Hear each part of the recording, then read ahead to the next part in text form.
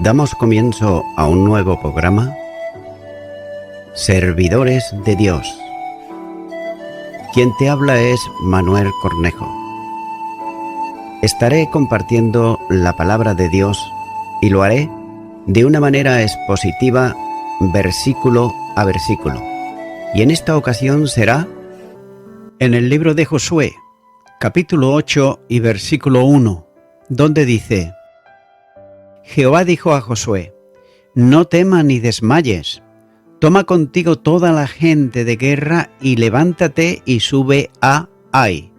Mira, yo he entregado en tu mano el rey de Ai, a su pueblo, a su ciudad y a su tierra.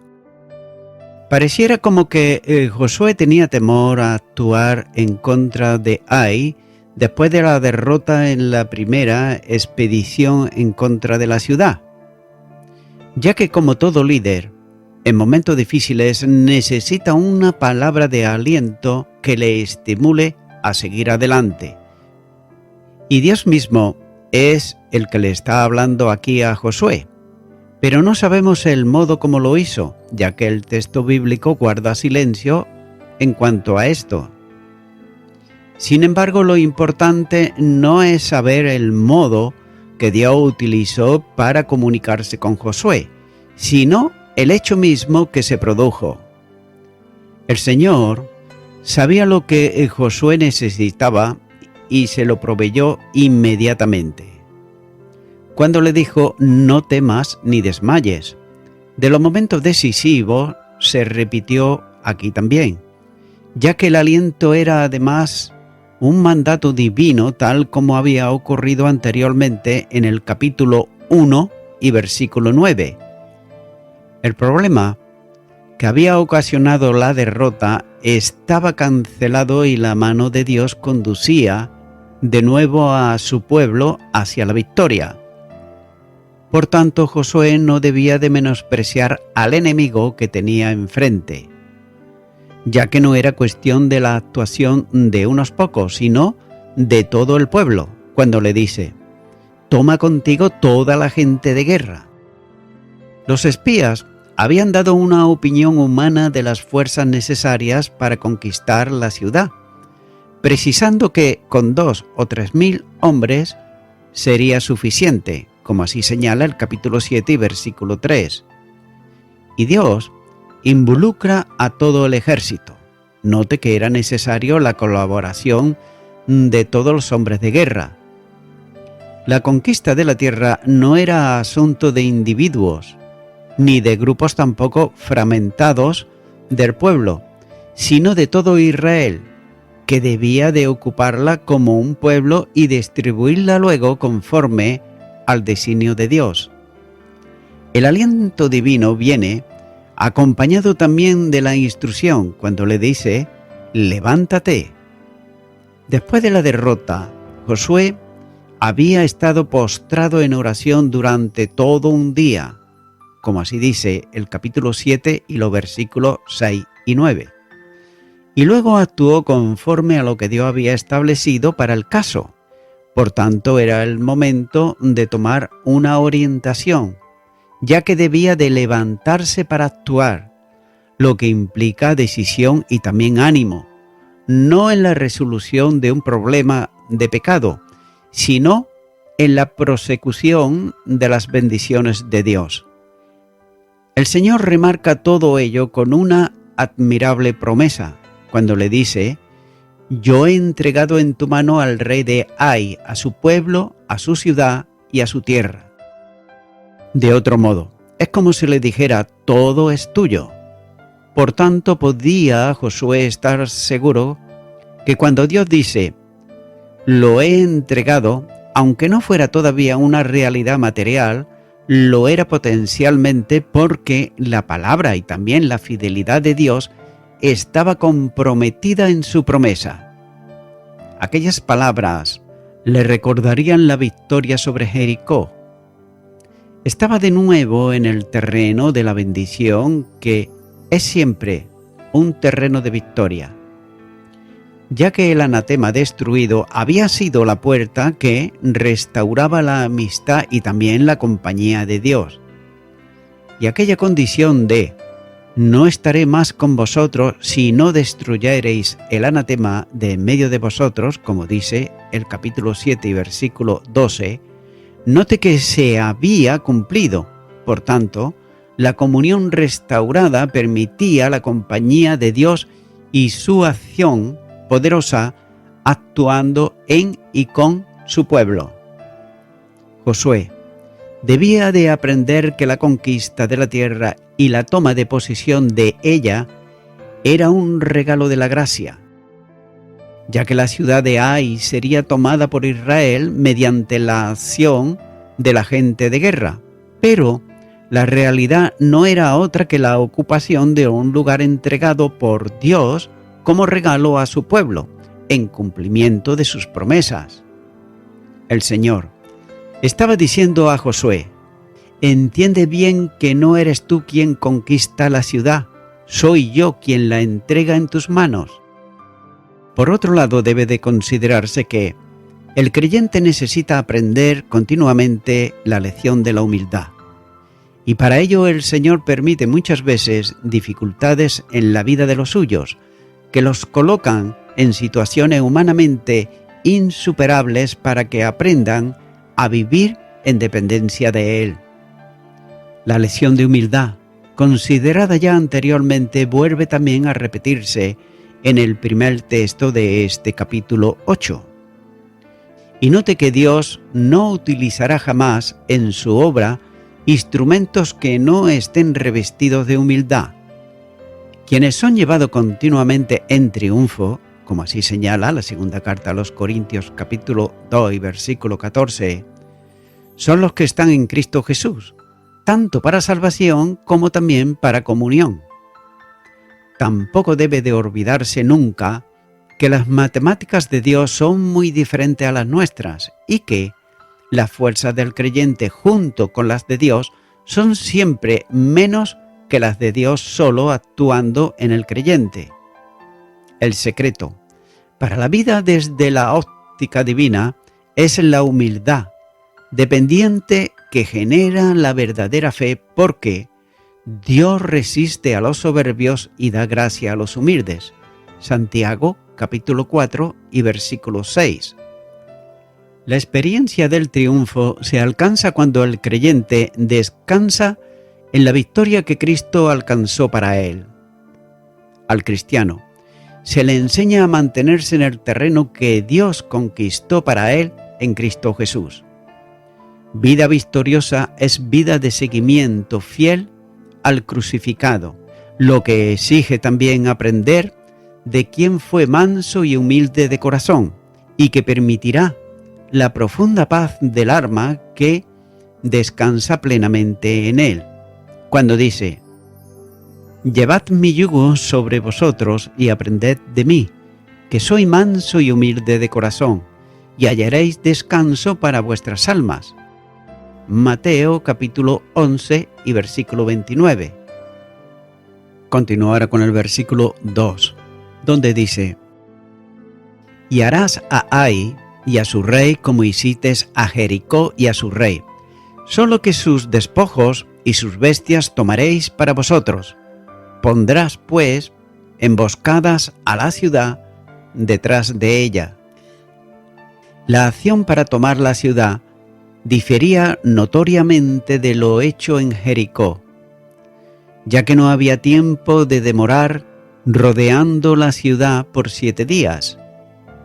Por tanto, la acción aquí sería una acción rápida, y tampoco tomarían la ciudad en una acción milagrosa de la omnipotencia divina, derribando los muros, sino que en una estrategia militar orientada y dirigida por Dios, en la que la intervención obediente del ejército de Josué tendría un papel importante. Antes de establecer la estrategia contra Ai, se estableció lo que debía de hacerse con la ciudad y sus pobladores una vez conquistada. Note, el rey debía de ser tratado de idéntica forma que el de Jericó, esto es, había de ser muerto. Aunque no se indica en el texto una actuación directa sobre la ciudad, se da por sobreentendido que habían de ser eliminados los mismos que los habitantes de Jericó. La muerte de los pobladores de Canaán había sido establecida por Dios a causa del pecado y degradación de aquellos pueblos. Por tanto, era un mandato establecido con anterioridad que debía ser respaldado continuamente y también aplicado sin excepción a todas las ciudades de la tierra. Sin embargo, hay una diferencia notoria relativa a lo que se debía de hacer con las riquezas de la ciudad de Jericó y también de Ai. Si en el caso de Jericó todo lo de la ciudad pertenecía y se reservaba para el Señor como anatema, en esta ocasión el botín sería íntegramente para el pueblo de Israel. La acción bélica se desarrollaría en una estrategia consistente en colocar emboscadas tras la ciudad, seguramente que en los repliegues montañosos que forman los montículos entre Betel y Ai. Esta fuerza militar oculta para los habitantes de Ai serviría, como se aprecia más adelante, para la ocupación de la ciudad. Note que la gracia de Dios otorga dones y concede también oportunidades de servicio a todos los creyentes. La bendición de servir a Dios en leal obediencia tiene promesa de galardón. Los planes de Dios en su obra son muy diversos y en muchas ocasiones difieren notoriamente de lo que hubieran sido elaborados por su pueblo.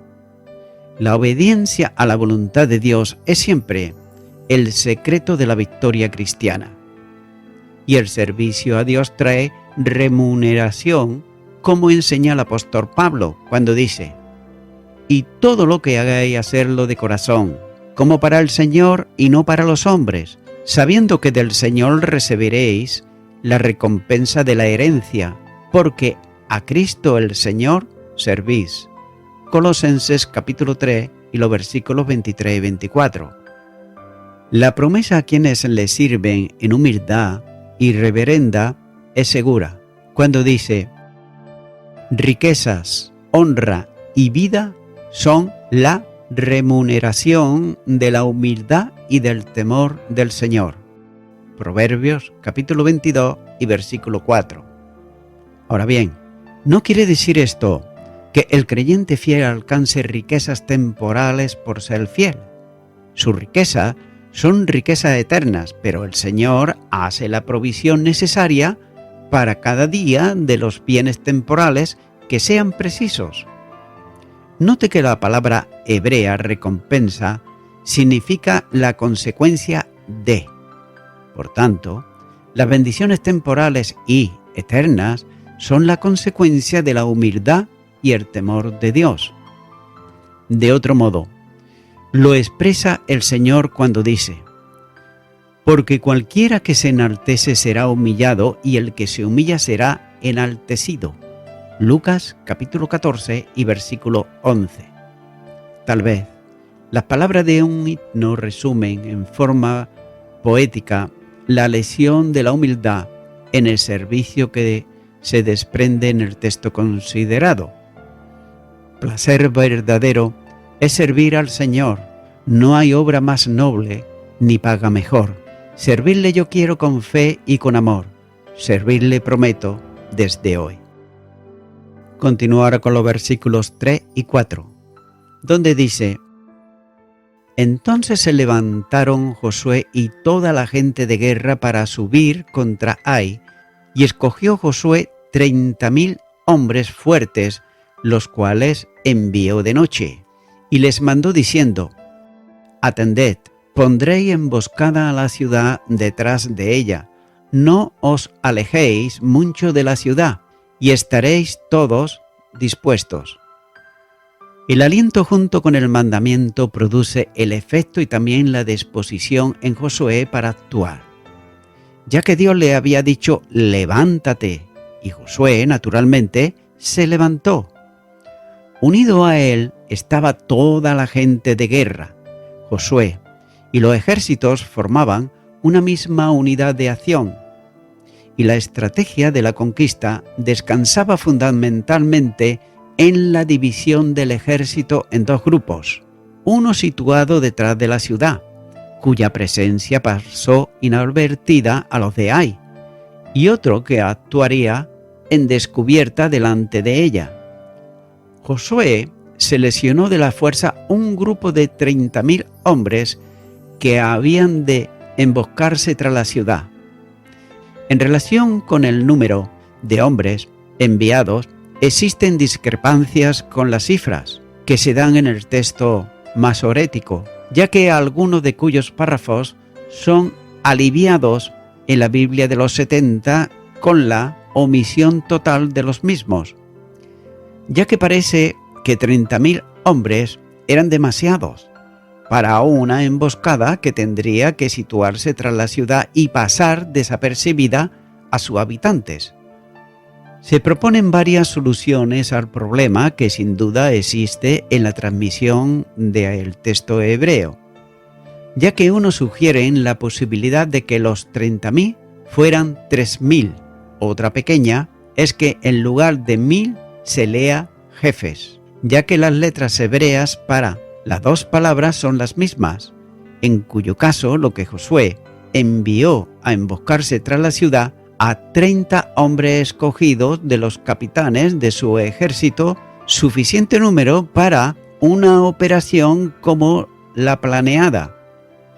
Pero por otro lado, la mayor parte de los eruditos se inclinan por la primera propuesta, es decir, que no fueron 30.000 los enviados para la emboscada tras la ciudad.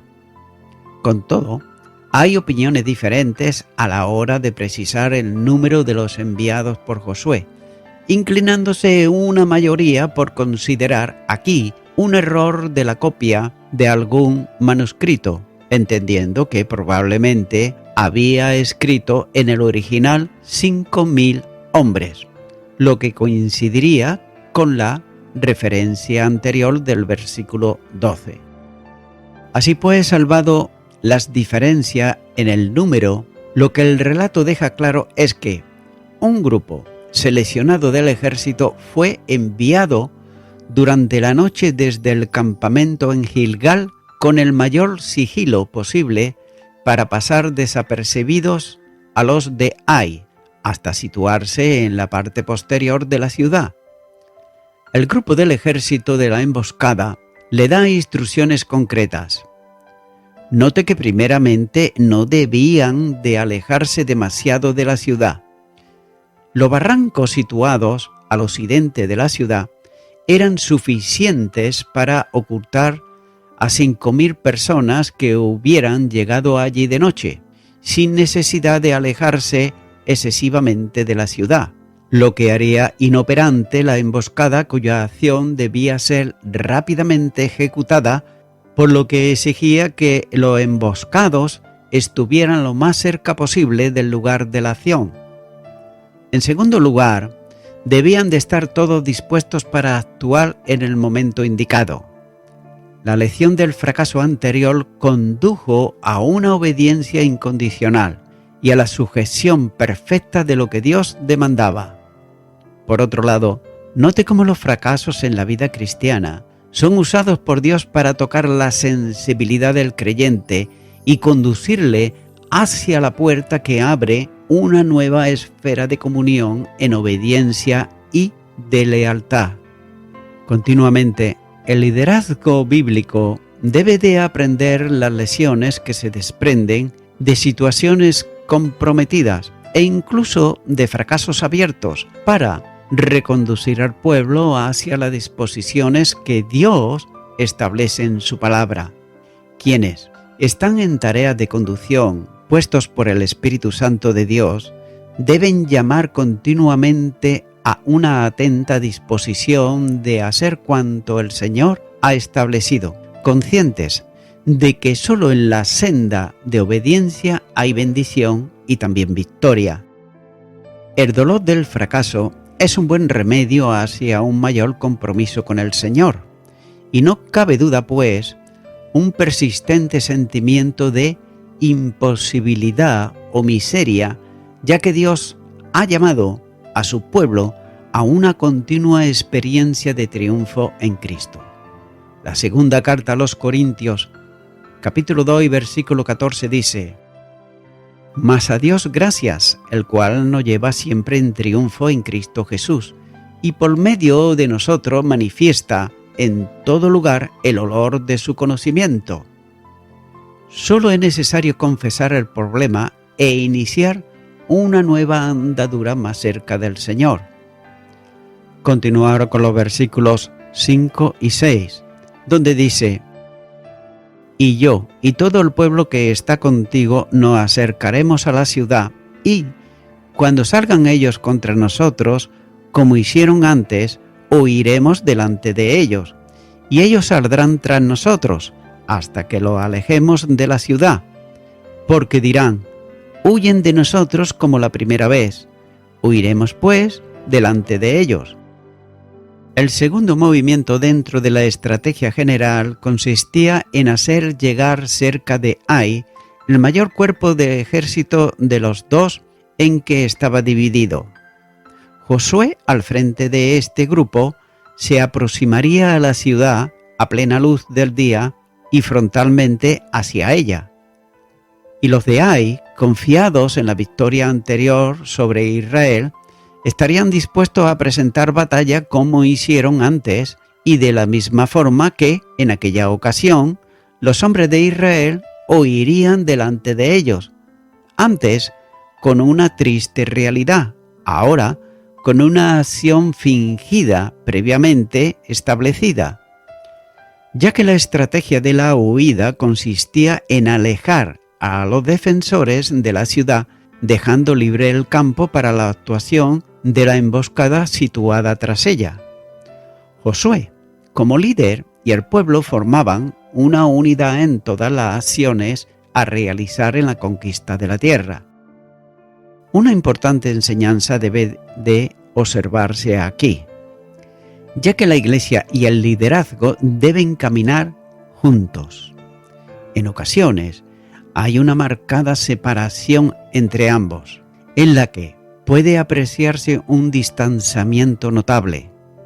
Los líderes van por un camino y la congregación van por otro. Y en esta situación no es posible esperar ningún tipo de avance, ya que la Iglesia es una unidad espiritual en Cristo, cuando dice: la cual es su cuerpo, la plenitud de aquel que todo lo llena en todo. Efesios capítulo 1 y versículo 23, en la que todos los miembros están incorporados. Los líderes deben procurar la integración de toda la congregación en el trabajo para el Señor, siendo ellos mismos ejemplo del compromiso. También debe de tenerse en cuenta que ningún miembro del cuerpo es imprescindible, pero nadie es innecesario. Tanto los que presiden como la congregación están involucrados en una misma tarea de mantenerse firmes en el terreno de victoria en una lucha común. Efesios capítulo 6 versículo 12 dice: Porque no tenemos lucha contra sangre y carne, sino contra principados, contra potestades, contra los gobernadores de las tinieblas de este siglo, contra huestes espirituales de maldad en las regiones celestes. El compromiso de todos se manifiesta desde el mismo sentimiento común, ya que la Iglesia primitiva era de una misma alma y de un mismo corazón. Hechos de los Apóstoles capítulo 4 y versículo 32. Por lo que la provisión de gracia se manifestaba en abundancia entre ellos. Hechos de los Apóstoles, capítulo 4, versículo 33 dice: Y con gran poder los apóstoles daban testimonio de la resurrección del Señor Jesús, y abundante gracia era sobre todos ellos. La responsabilidad de mantener esta vinculación está en cada uno. Los líderes buscando la integración e incorporación de todos a la actividad común. Y los demás siguiendo, integrándose voluntariamente y asumiendo la responsabilidad que les corresponde. Cualquier actuación llevada a cabo de otro modo que no sea la vinculación en comunión está condenada al fracaso. Y voy concluyendo con esto. Tal vez también Dios estuviera enseñándole al pueblo a no confiar demasiado en sus propias fuerzas, ya que el Señor sabía que los que habían sido engañados por el sentimiento de su propia impotencia no podrían prevalecer contra el plan de Dios. Pero el éxito era cierto cuando se obedecía precisamente el plan de Dios. Téngase en cuenta que el pasado ya había quedado atrás, el pecado estaba expiado, y una vez más el pueblo se santificó. Así pues, la comunión con Dios estaba establecida, y nuevamente Josué oyó las estimulantes palabras cuando le dice: no temas ni desmayes. Josué capítulo 8 versículo 1. Amigo y amiga oyente, la palabra de Dios nos enseña en el libro de Proverbios capítulo 16 versículo 25, cuando dice: hay camino que parece derecho al hombre, pero su fin es camino de muerte. Tal vez tú pienses que pertenecer a una religión determinada o creerte a ti mismo que eres una persona buena, o quizás que tienes que hacer obras para ganarte el cielo, que ese es el camino correcto para ir al cielo. Sin embargo, la palabra de Dios, que es Dios hablando al hombre, nos dice en el Evangelio de Juan capítulo 14 versículo 6, Jesús le dijo: yo soy el camino y la verdad y la vida. Nadie viene al Padre sino por mí. Mi amigo, mi amiga oyente, solamente Jesús es la verdad, es el camino, y nadie va al Padre si no es por Él. No es ninguna virgen, no es ningún santo muerto, no es ninguna religión, sino que es el mismo Señor Jesús, el que dio su vida en la cruz del Calvario a favor del pecador arrepentido. Por ello, yo te invito ahora que tú puedas aceptar a Jesús en tu corazón. Para ello, es necesario que tú le invites a que venga y le recibas. Ora conmigo si no sabes cómo hacerlo y repite esta oración y di: Señor Jesús, hasta ahora he seguido mi propio camino, pero mi camino es un camino torcido, un camino de hombre, un camino de muerte, pero tu camino es el que me lleva al Padre Eterno. Vengo a ti en arrepentimiento pidiéndote perdón por todos mis pecados y me arrepiento de ellos y te recibo ahora a ti, Señor Jesús, como mi único y suficiente Salvador. Y te doy gracias. Amén.